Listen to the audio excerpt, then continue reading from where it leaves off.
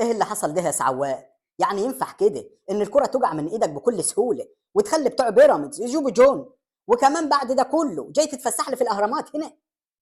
يا ابني مش هي الكورة خبطت فيا أول مرة، يعني صدتها، وأنا واخد عهد على نفسي إن أصد الكورة مرة واحدة بس. رجعت تاني مش بتاعتي، تيجي جون بقى تطلع بره هي ونصيبها. وبعدين أنا جاي الهرم هنا علشان بتوع بيراميدز بعد الماتش ادوني تذكرة مفتوحة للأهرامات، فقلت أجي أفك عن نفسي شوية يعني. فك يا اخويا عن نفسك لما نشوف اخرتها معاك. وبعدين ما تاخذنيش يعني في الكلمة، الناس كلها بتقول انك كنت قاصد تعمل كده علشان تفوت لبيراميدز. ده احمد موسى بتاع صدى البلد طالع بيقول عليك انك ما عرفتش تصد الكوره لانها كانت سخنه. وإيه المشكلة؟ الراجل ما كدبش، ما هو فعلا الكرة كانت سخنة. أنت ما شفتش الجو كان حر إزاي امبارح؟ وبعدين أنا لو هفوت لبيراميدز كنت مسكت الكورة ودخلت بها الجول ومش هخاف من حد. انت كمان كنت عايز تدخل بالكره الجون؟ يلا ما هي كده كده خربانه. بس خلي بالك يا سعوده، انتوا كده مش هتلعبوا في دوري ابطال افريقيا السنه دي، ودي السنه الثالثه على التوالي اللي هتلعبوا فيها في الكونفدراليه. يعني هتقضوها مثلا كونفدراليه كده على طول ولا ايه؟ يا عم الحمد لله، هو حد لاقي؟ ده فضل ونعمة من ربنا. مش أحسن ما كنا ناخد مركز خامس ولا سادس، ولا كنا نحصل كونفدرالية ولا طعمية؟ ده حتى صاحب الطمع وحش. وبعدين ما احنا بقالنا 200 سنة بنلعب في دوري الأبطال، جينا في مرة وكسبناه، إنما الكونفدرالية كسبناها مرتين.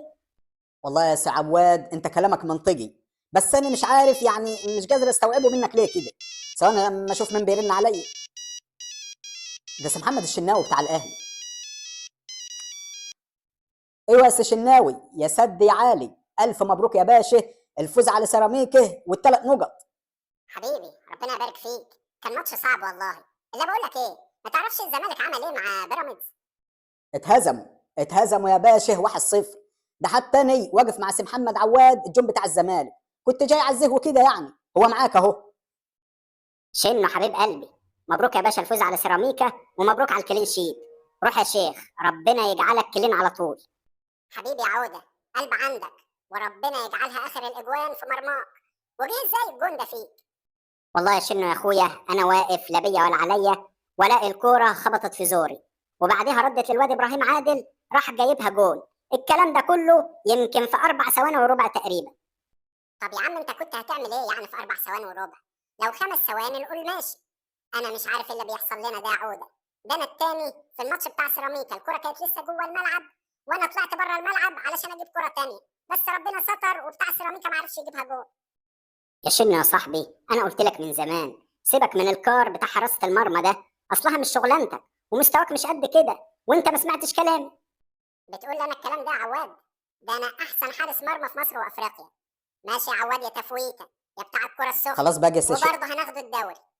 خلاص بقى يا سي شناوي ما ينفعش الكلام ده. يلا انا هقفل مع السلامه يلا.